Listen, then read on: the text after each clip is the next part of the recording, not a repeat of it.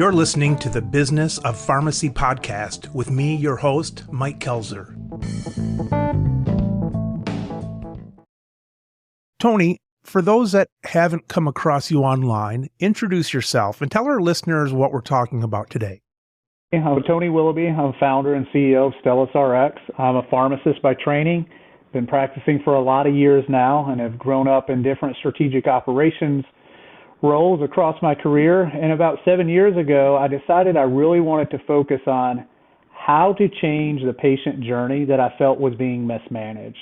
Today, what I want to focus on is just sharing our story and the evolution of what we've done well, what we've learned along the way, and what we continue to strive to improve. You've been in the dirt with a lot of employees in the past, meaning not up in the clouds. You come from a position of knowing what needs to be fixed instead of some of these new handheld apps that pop up and people think that pharmacists are a bunch of idiots and we're going to show them how it's done and they raise $1 billion in capital, then they go down to zero. But you've been there. I've been there. As we started Stellus, one of the things that I did is when we first opened, I was the pharmacist behind the first counter. And then when we first went into the exam room, I played the role of pharmacist in the exam room.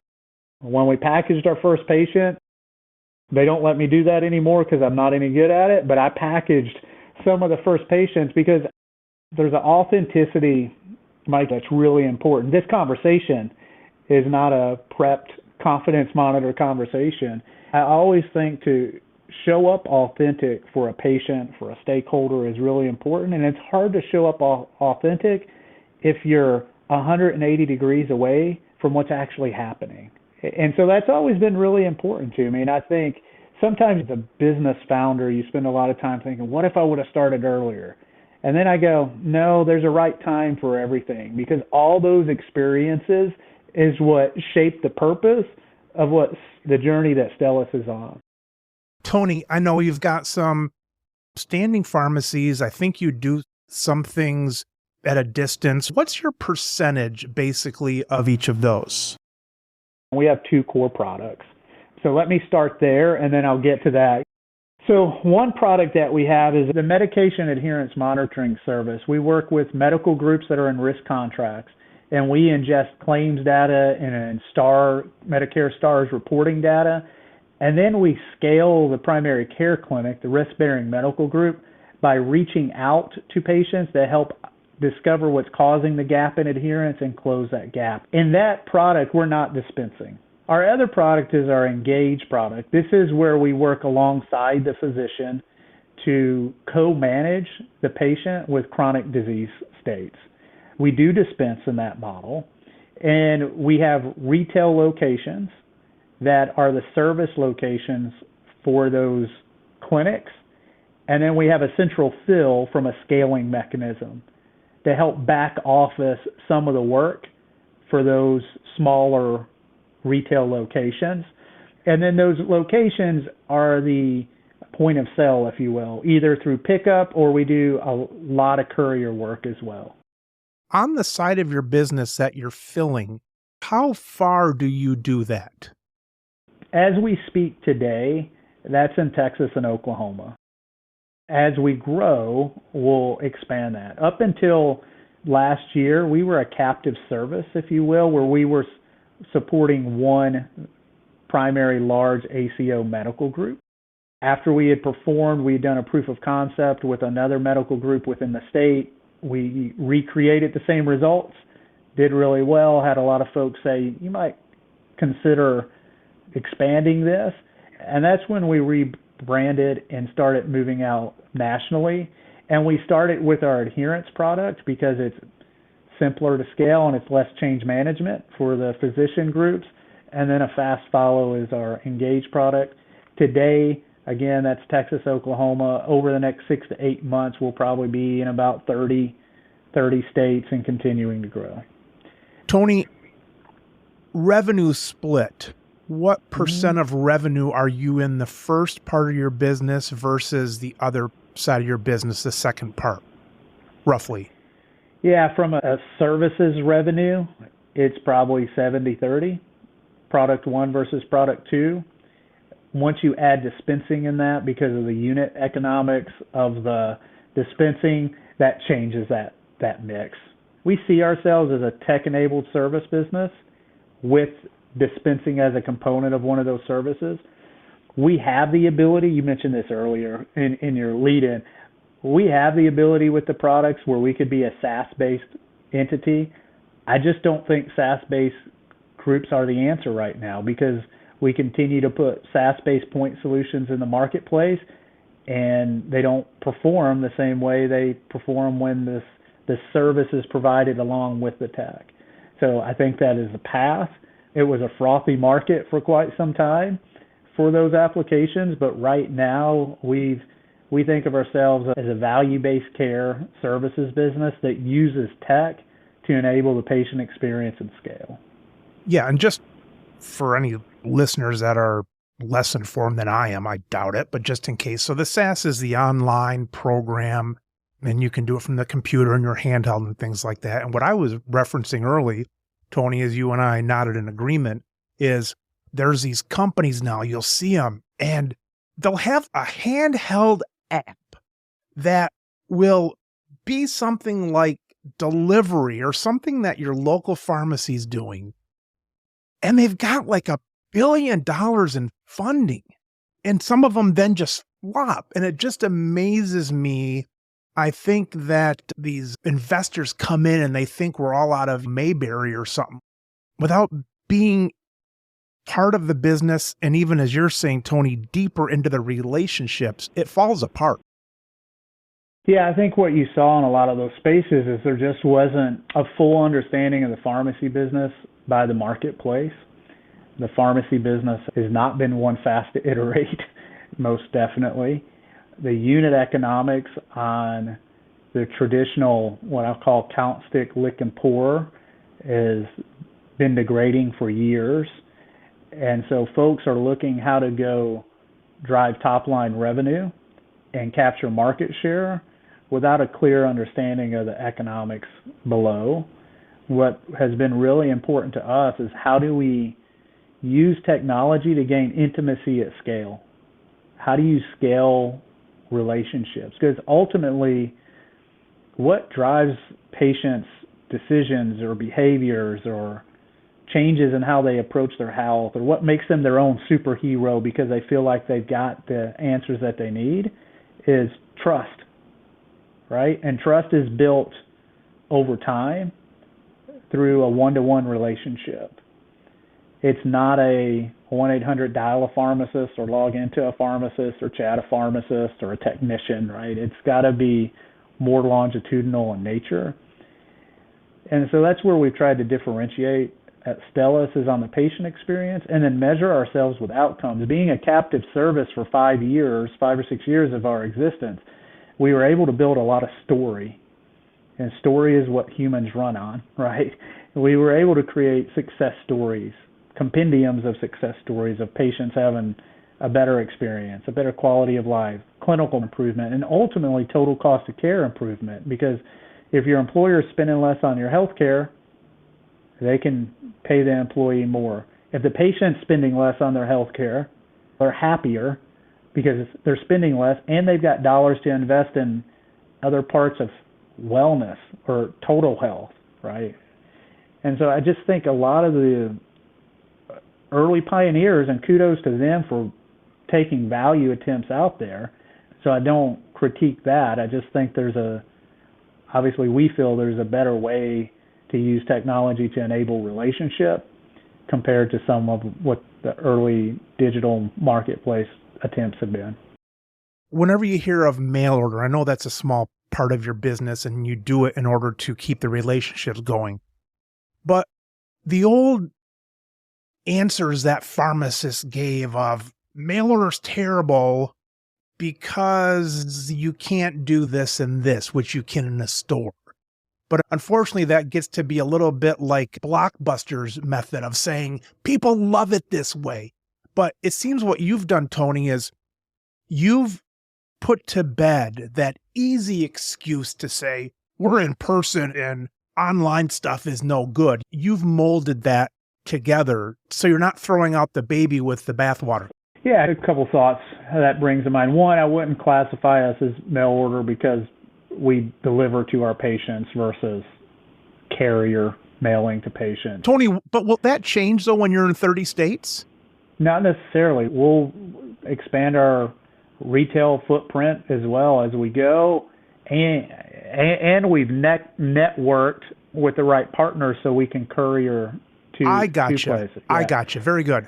But then digging into the relationship of why we can't and mail order isn't relational, and I would say most mail order call centers are not relational. I won't fight that. When we first started, you talk about humble beginnings, we had a business proposal that was 5 PowerPoint slides. We bought a pharmacy, and we took the pharmacist who had been in this clinic pharmacy in this practice for 3 or 4 years, still with us, 7 years later, is now our director of clinical practice, awesome lady. And because we're really great to our team members, we said, here's our business plan. I need you to go sit in this sample closet in the practice and talk to patients after the doc finishes with them. Groundbreaking. And so we started early on where we had pharmacists embedded in the practices. And that works in large practices. Think about academic teaching centers or large multidiscipline practices. But as you start growing in a concentric circle way and you've got 1 or 2 docs or 1 or 2 providers, that gets really hard to scale. So we ran a test to centralize it and start doing that relational handoff virtually. And we were scared that because our purpose is so ingrained in relationship, and to your point, we've got the relationship at the counter. I can talk to people face to face, know the t-ball teams and what the soccer team's doing, and really relational care. We were worried that it would erode the relationship, and we found out that it did. It's less about standing across 18 inches of counter and more about the depth of the conversation and the consistency of the conversation. I would argue that many times in that 18-inch relationship across the counter, that the relationships aren't deep. And the pharmacist is being pulled so many different ways and distracted that in that moment that they are with that patient, how present are they? And what we found is we've got relationships, even when this is not what most pharmacies try to do in their business, but we try to get patients off their medication over time. We have patients that no longer take medications, but still call their pharmacist each month because they've become a trusted advisor, because they've taken the time and created the space. You can, in our model, you can create 30, 45 minutes, and you can have the time to listen about the wedding they're trying to make it to and the graduation that's important to them, because there's not another prescription waiting. There's not somebody dropping their keys on the counter. Pharmacists will understand that, right? Trying to get your attention, because for that moment in time, we talk about moments that matter. For that moment in time, that patient is the only focal point for that pharmacist. And they build robust relationships through that. And so we were pleasantly surprised and emboldened by that. And we've done video chat. Video chat does personalize it because you can see body language, and sometimes people want to talk to you on Friday morning before they comb their hair, and they'd rather just talk on the phone or asynchronously chat back and forth, and you can build relationships. And you have all those options, Tony. People will be able to video or whatever. Correct, yes. And then we also found that during COVID, it was a step function change in the attitude of the patient, because heretofore they were seeing their medical provider in a brick and mortar and then interacting with us in a different channel, in a virtual channel. But all of a sudden, when they started seeing their medical provider in a virtual channel, it became, okay, this isn't different. This is same. And so now, if you think about virtualization of medicine, there's a laying on of hands, and there's a hybrid approach to that. But most pharmacies I go in, other than giving vaccinations, we don't do a lot of laying on of hands. We've seen strong success in building long, enduring relationships with patients in virtual formats. If you do virtual right, by its nature, you have a longer lifespan because you've got people that are moving 20 miles away, or they can no longer get to the pharmacy, or the pharmacist who's there is moving 30 miles away somewhere else. And those relationships, potentially in a perfect situation, potentially somebody sitting there with you might be better. That might not last time-wise because of just the changes in people's lives. I've been married 27 years. Got married very young. I'm from Kentucky. It's allowed there. But I can remember my first date with my wife. But I also remember that first phone call that lasted 2 or 3 hours, and how the relationship changed on that, because neither one of us was nervous if we had food in our teeth or if we were looking each other in the eye, and just the vulnerability and the openness. And so we talk a lot about the first phone call with our patients and truly just listening. It's not about proximity. It's about listening, hearing people, understanding their beliefs, what's important to them. You don't have to touch one another to build depth there. And so we find that is so true in the initiation of the relationship of how do you show up and listen, hear what's important to the new relationship, help them solve something early that they want to solve, not that the textbook wants to solve. That's what we see as foundational in launching relationships. I've got a guy in my business. He's my right-hand guy. And we're working sometimes a room apart from each other. And more often than not, 80% of the time, I'm sending him a Google chat. It gets my thoughts together. I spend a minute writing 10 words. It gets my thoughts together. And I'm not interrupting him, which often decreases their acceptance of it. He's looking at my chat when he's ready and open to accept it. And so I would argue we have better communication with this Google chat going back and forth than I would if we stood face to face, because I might be looking at him and he might be looking at me, but they have no idea where our minds are. It's context, right? And people need time to process context.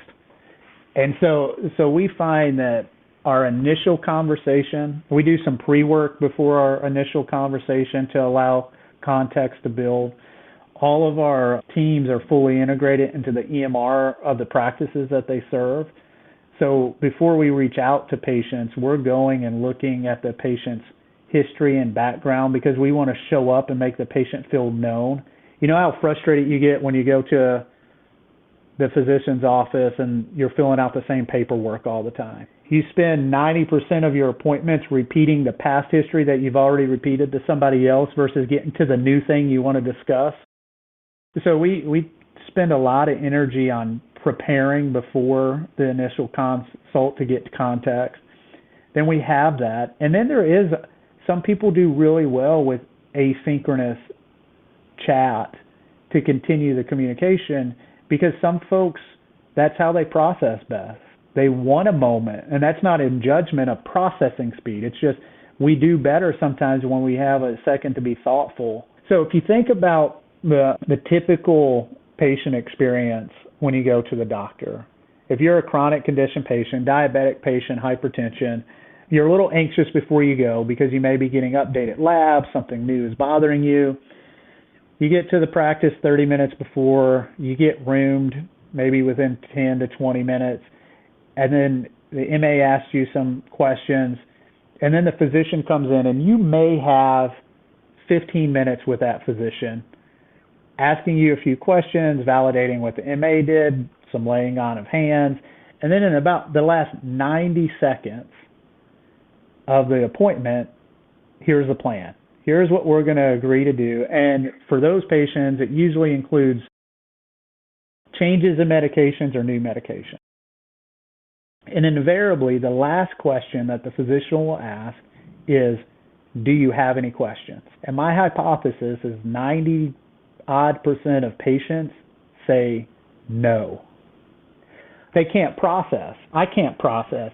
I tell that story all the time. And then I find myself at the physician's office and they ask that I'll get to that point and I'll just start dying to laugh and I'll go, no. Because there's just so much that's been onboarded. But then by the time I check out and I get to my car, I've got a cascade of questions, right? Then you start Googling, right? You start Googling and you're scared to death at that point. Then you go to the pharmacy, and from the staffing model and the constraints that they have in place, a clerk's going to come over to you, tell you it wasn't covered or they haven't gotten it or it's not ready or there's a shortage. And if you stick it out, you'll come back and the same clerk will ask you, do you want to talk to the pharmacist? I also have a hypothesis. In my experience, is like 5% of the population says yes. And then if the pharmacist makes it over, and this is a horrible caricature, but it's the reality, because of the other constraints and compression, they'll ask if you have any questions, and at best, they're going to pull out the bottles, turn them sideways, and read the warning labels to you. And then we wonder why people go home and ask their hairdresser if they should take this or not. That experience, when I talked earlier in the conversation when we launched about talking about how to improve the patient journey and the journey impact, that is what I'm talking about. That just seems like we take better care of toothpaste and toothbrushes from Amazon than we do patients' medication journey experience. And it's not by bad intent. There's no physician that goes to practice being a physician that says, I want to be on a fee-for-service treadmill that gives me less time to be attentive to my patients. But they have one more exam room to go to. And there's no pharmacist. I've interviewed tens of thousands of pharmacists, and I've never had one tell me, oh, I want to sit at the computer and not talk to anybody all day, or I don't want to help patients. I spent 8 years of advanced schooling not to talk to patients. But yet that's the environments that we create. It's ludicrous. I was thinking when you're talking about the doc asking if they have any questions, I once heard that you can tell if somebody's interested in you, if there's like a group of 4 people, is the people that have their feet pointed at you are interested. The people that have one foot pointed at the door are not. So I was just picturing most doctors have a foot pointed to the door asking if you have any questions. They have to. And that's why we have focused working with physicians in value-based care arrangements, because they have better economic opportunity to not just run to the next exam room.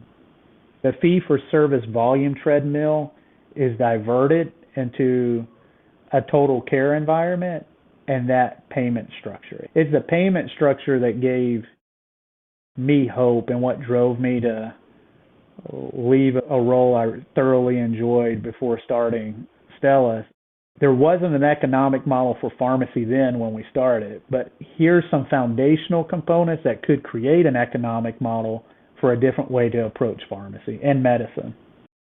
Tony, the side of the business that you're getting paid for services, how much of that would be cash pay versus insurance pay? I would say 90% comes from the risk-bearing medical groups.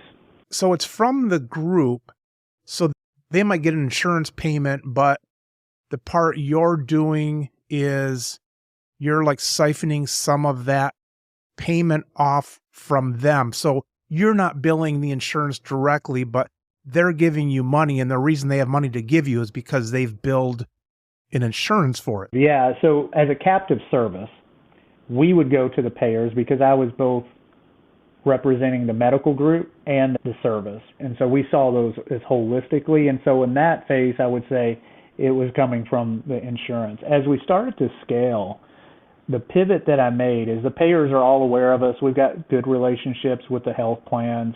They see the value in what we're doing, but ultimately they're passing risk on. And so when I think about the activation of the patient and the activation of the physician, I wanted the client to be the one that's ultimately holding the risk at the end of the day. And so we pivoted that probably 24 months ago. We do some direct payer business and do some gap closure and so forth when they come to us because they know us and they Yeah. understand the work that we do. But it just made sense to me, and people could disagree, that if risk is being delegated, and go to the last line of defense where that risk is actually felt to put in solutions. Call it the medical group or the health center or the physician network aggregator. There's a lot of different flavors of that, but ultimately it's that group. Basically, their risk is how much money the patient's going to cost them. It's a balance of cost and quality. Even if a medical group saves millions of dollars on a group of patients, if you're not providing quality, you're not accessing that, because That's right. That's rationing. That's not what you... It's the cost in the best sense of the word, whether they're fulfilled and all that. But ultimately, if they don't do it right, it's going to cost them even more money. Correct. Yeah. It's going to cost the government more money, the employer more money, the patient more money. The big cost driver is acute exacerbation of uncontrolled chronic conditions.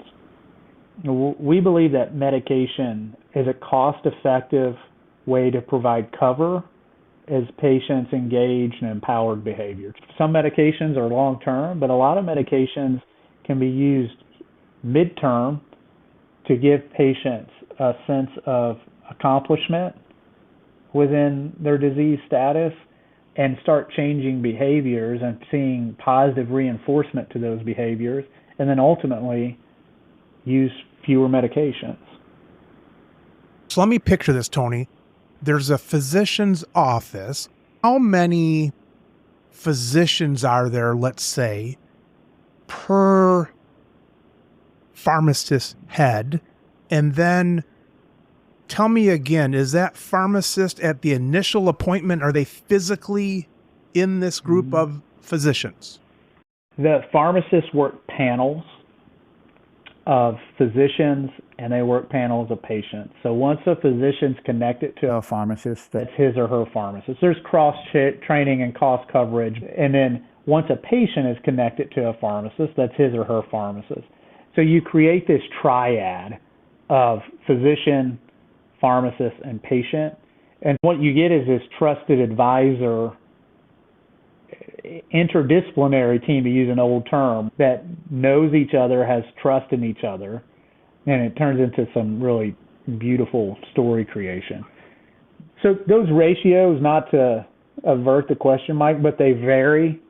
So if I've got a physician that is a heavy utilizer of the service, then that pharmacist can handle more patients because they're only in one EMR, they're with one physician. So the capacity kind of waxes and wanes based on that.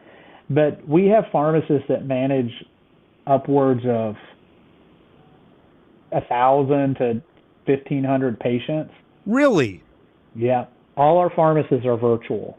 They're all virtual, and it's not necessarily a direct handoff. If the patient goes and it's 9 o'clock in the morning, it's not like that virtual pharmacist is waiting on the other end of the screen at that point. Sometimes they are. We've gone through a lot of iterations of the handoff, right? Because the handoff, the stewardship of that, we call it the transference of trust from the physician to the pharmacist, is really pivotal.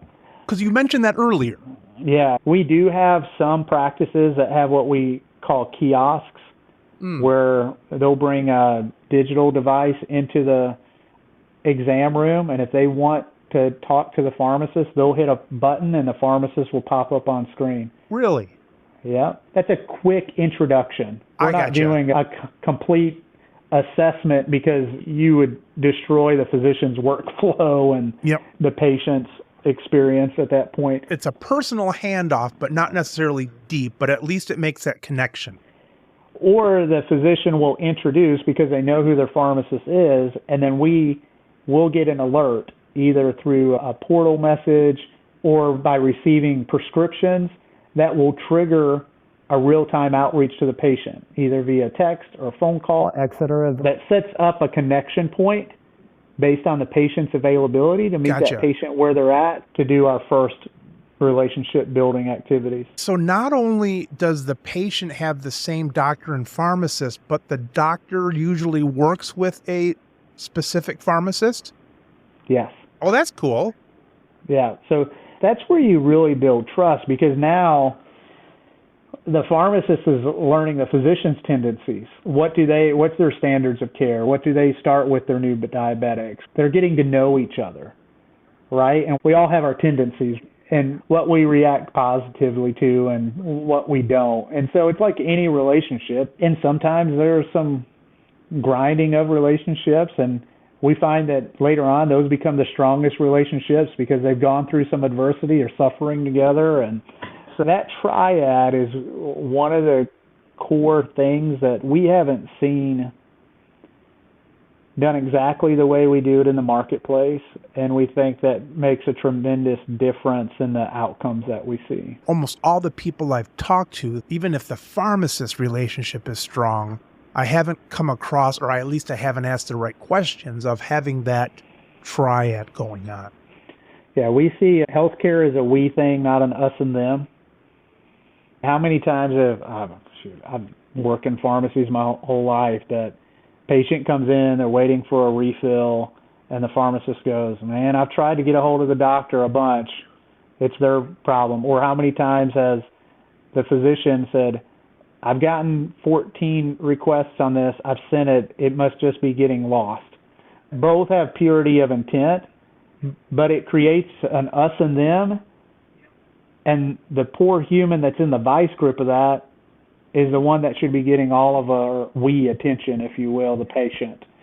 And so we try to coordinate to decompress the patient. And then I also hold in high stewardship the physician experience. Read some of the burnout stats for primary care physicians in this country. It's hard. Like, this is the cornerstone of healthcare in America.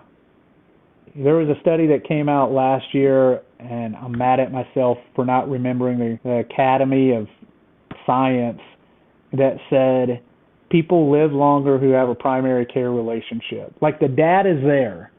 If you have somebody stewarding your health in that position, it is better for you.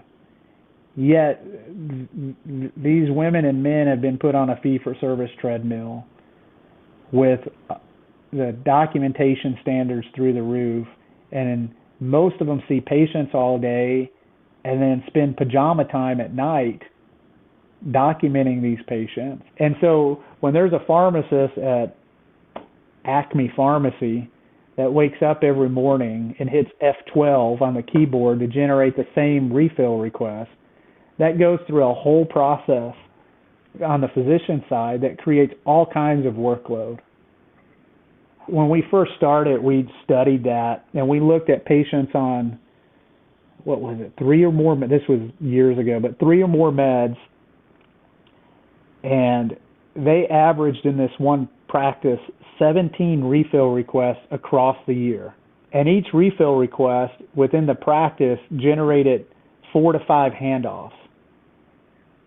So just think about that compression. There's a lot of large practices that are trying to figure out, how do I create a refill center in a moment where, just as it's hard to hire pharmacy technicians at scale, it's hard to find medical assistants at scale. Like, your hourly technical team members that are so important to the provision of healthcare are in high demand, low supply, and our operating system doesn't make that work any easier. And so that becomes a churning. But even that example of not having coordination just creates workload on both ecosystems that's highly inefficient. How many patients does each physician have with this program? Once a physician has 8 to 10 patients, they start getting the positive feedback cycle of the patient coming in and saying, thank you, this has made a difference. And so we'll have physicians that we'll call engaged that have 10 patients, and then we have a couple physicians that are north of 500 to 600 patients. Because once our physicians get engaged and they see the outcomes, they see the standard of care. It becomes like, I don't want to practice medicine without this. So on that point then, Tony, if a doctor's using 500 patients for this, is it one per one pharmacist to a doctor, or is that pharmacists maybe have other doctors also? They'd have others. At that panel size, they would have others as well. Tony, so you've got this rolling, and usually when it's rolling is a time you think, boy, how can we maybe duplicate this? Because there's still headaches, but maybe the big headaches you've gotten through. At what point did you realize that the hurdles were low enough that you could expand? Yeah, I would say we've had a lot of visitors over the years that would come in and look at our population health solutions in total beyond pharmacy and go, those are great. You guys are doing a great job, but that pharmacy thing's different. Can you scale it? It's always, that's really cute, but can you scale it? And so the first thing we had to figure out is, could we, if we called our first medical group our lab, could we recreate the same results outside the lab? Every good scientist tries to test that. And so we did some pilots back in 20 and 21, and we proved that we could create the same results. So that was step one, is had you caught lightning in a bottle and all the stars had aligned and all the knowns and unknowns were aligning just the right way to create the result, or was it recreatable? Once we did that, we had to go, okay, how would you take the manual processes and the manual quality checks and the manual workflows and start introducing technology to scale the sweat, grind, if you will, the grit component of your business? And so that's what we've started doing as we looked at those two products that I mentioned earlier, our adherence product and our engagement product.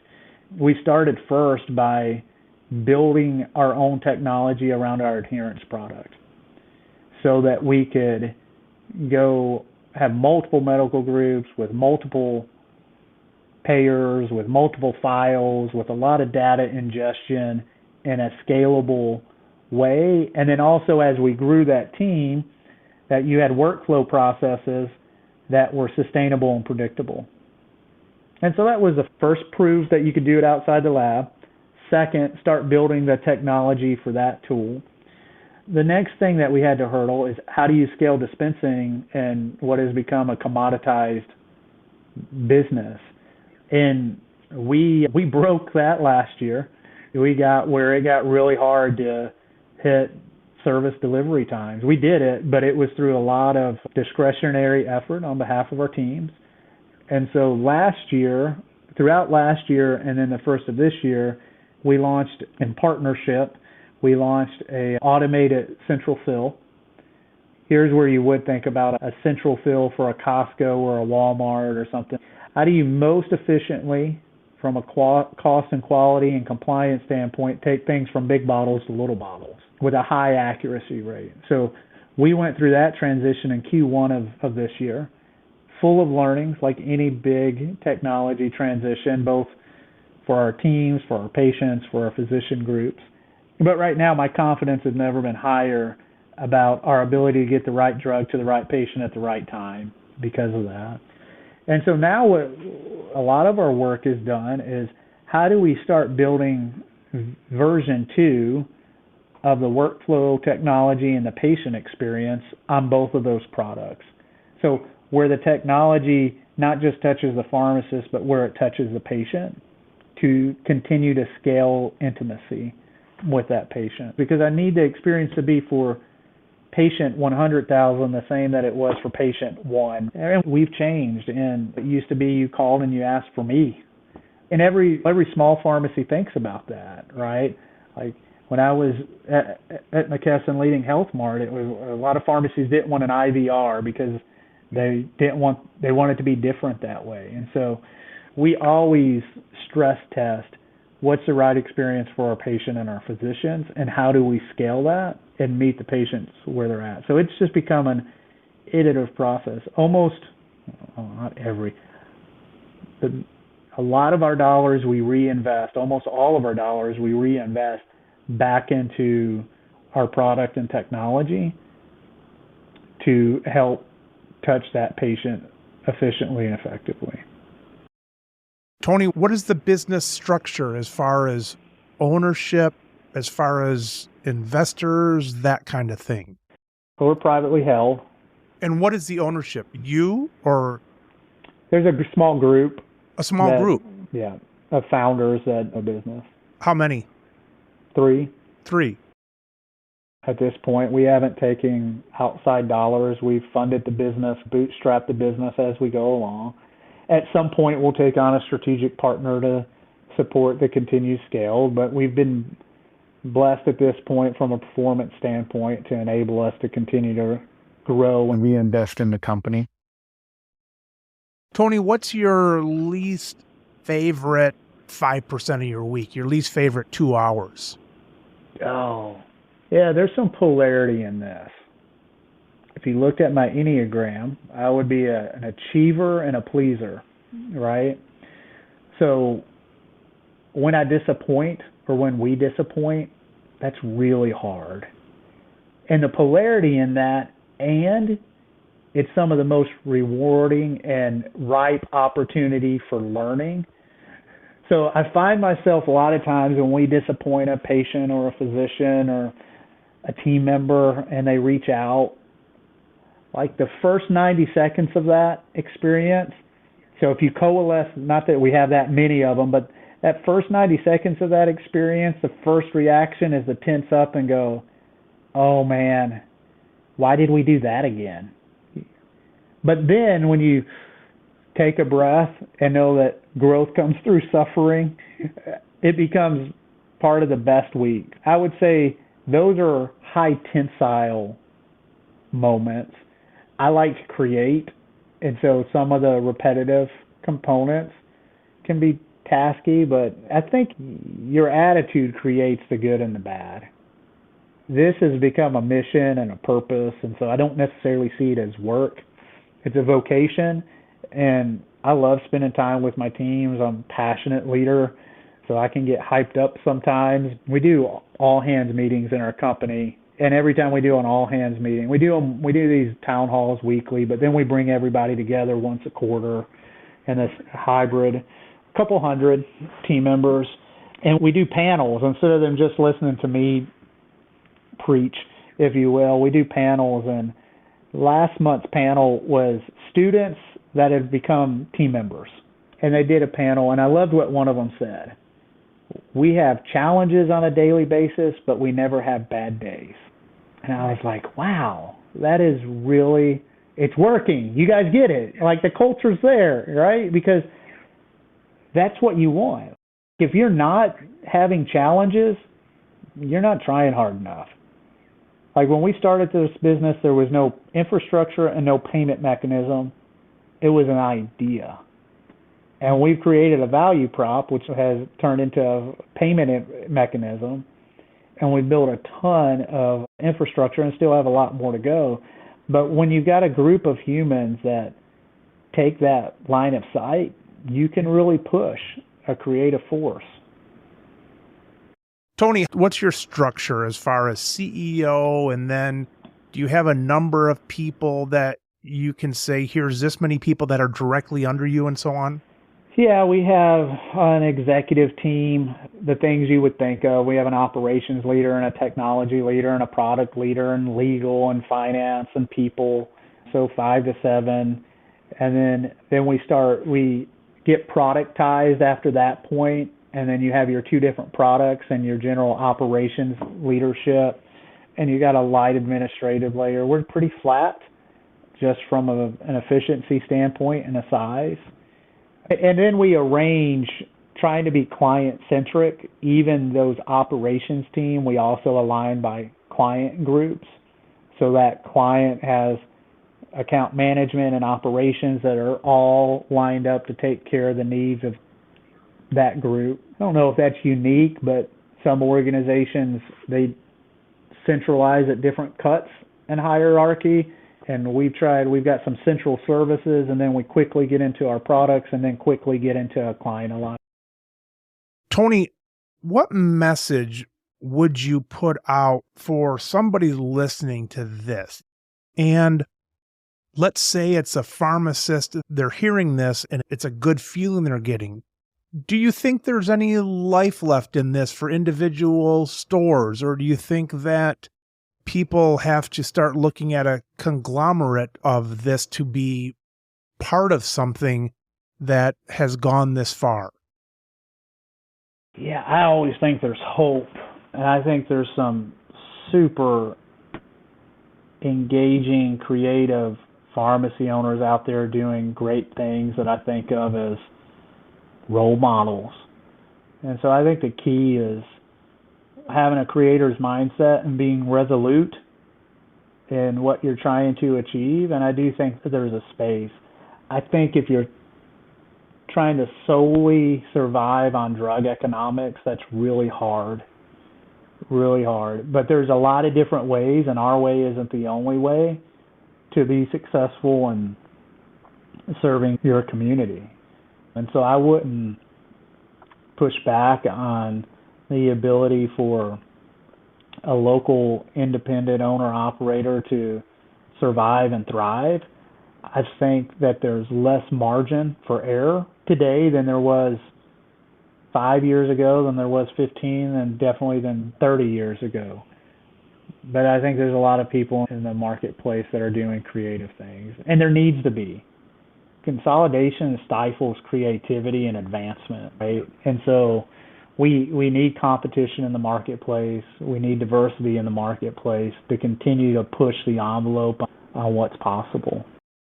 When people get pessimistic, and you're seeing that now with some of the white collars a little afraid of AI, artificial intelligence, and some people compare it, the students shouldn't be doing it. And it's my opinion, and it's held by many others, is let's use AI as the calculator, as that was back in the 50s and 60s. And until people are living to 100, and until people are walking every day, and until people have stopped smoking, and until all these things have happened, it's an endless amount of ideas that people can have to improve this. Cancer and heart attacks are still the number one killer, and there's a lot of room. You just have to break out of the thought patterns, I think. Yeah, I agree. It goes back to that learner mindset. Everything can be seen as a threat or an opportunity. And AI is another one of those. Our fathers told our generation, watch out for robots. You don't become a robot. Don't become something a robot can do, but you can become a robotics engineer and do really well. I see AI as the same thing. We use AI in our business. We use AI to write code so that our engineers can focus on QA automation and scale our engineering applications. We use AI to find gaps in data sets and fill them in from a data ingestion standpoint. And we'll use components of AI to drive patient engagement, to get us in context. That'll happen over time. It can be used as an extension of a relationship, not a replacement of a relationship. Pharmacists and physicians are exception managers. I was trained to find every mistake I can in something. You can give me, probably not now, but in the day, you could give me any drug study, and if you gave me an hour, I could come up with all kinds of reasons to invalidate the data. You give a data set, a performance data set, to a physician or a pharmacist or any type of clinician, and the first thing they will do is tell you how the data is wrong. It's just a mindset, right? And it's not a negative mindset. It's what keeps you safe, right? It's what enables a pharmacist to check a prescription. It's what enables a physician to really dig in and do the right differential diagnosis on a patient. And sometimes it's an inhibitor of creativity. Your opportunity is usually the dark side of your strength. And so we tend to have, and I lump myself in because I'm still a druggist. That's what I say around my team, and they ask me what a druggist is, and I was like, don't worry about it. Our first thing is to see why something can't work instead of why something can work. And a lot of times we'll have operational meetings or opportunities, and we'll go, we want to try this. And they will go, what happens if one patient has one thing? And I was like, yes, keep that rigor. And what about the other 999 patients that it could make a difference for? And so I think, Mike, that's what we all have to invite ourselves to, because AI is what it is today. And it'll iterate and iterate. And yeah, I'm fascinated. Been doing a lot of research in it. Our teams have. Like I said, we've been started using machine learning and different applications and generative technologies. And you are either evolving and growing or you're dying. And so that just goes back to that learning culture that we try to have in place. So I see it as an opportunity, not a threat. Tony, when you talk about all the AI stuff we're talking about now, are you digging any deeper, or is that since ChatGPT rose up? And I know it does all that, the coding and all that, but I also know that people can define AI in different ways. You talking about your coding and stuff, is that since the beginning of when ChatGPT came out, or were you doing something else before that? There was another application that we'd started using prior to that uses the same learning concepts. But not too long ago, maybe within the year? No, within the year. We've used a machine learning application to help check prescriptions as a first check, not a final check. That's a vended solution through a partner that we've used for 4 years, where it's building images and using files to understand what's supposed to be in the bottle and then checking against it and kicking out outliers as a checkpoint. And then the data integration stuff that's probably been in the last 6 weeks. So cool. Changing so fast. Every year they've got the end of year review. You start seeing them at the end of December, and every year there's something new. It's COVID, then this and that. And boy, this is as big as handhelds, is as big as the internet. It comes around like once every 20 years. Yeah, I think that's a great application. So we have these interactions with patients all the time. How could we send a recap of those interactions in a scalable way using that technology? And that's an administrative task, but it's built off, and it's going to catch the themes. It's going to be reviewed, but it's going to be automated. And so you think about the panel capacity of the clinician. That's a great use case. And then you can go back and say, hey, do that in a 8th grade or 6th grade reading level. It's powerful. But here's the bad with the good. We've got this company that we use for some delivery stuff. It's a rather new program, and I'll write their customer service with, here's the problem we had. And I've learned to throw out the first paragraph of it, because the AI answer is going to be in the 3rd paragraph down after the first 2 paragraphs tell you they understand your feelings and what you're going through kind of stuff. It gets old. You just want a little text. Tony, boy, thanks for joining us. It's really fun seeing someone who's put action to their dreams. You've done a great job at that, so keep doing what you're doing.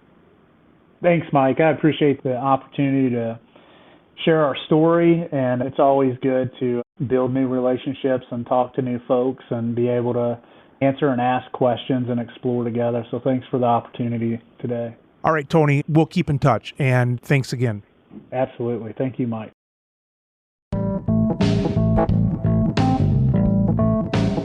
You've been listening to the Business of Pharmacy podcast with me, your host, Mike Kelzer. Please subscribe for all future episodes.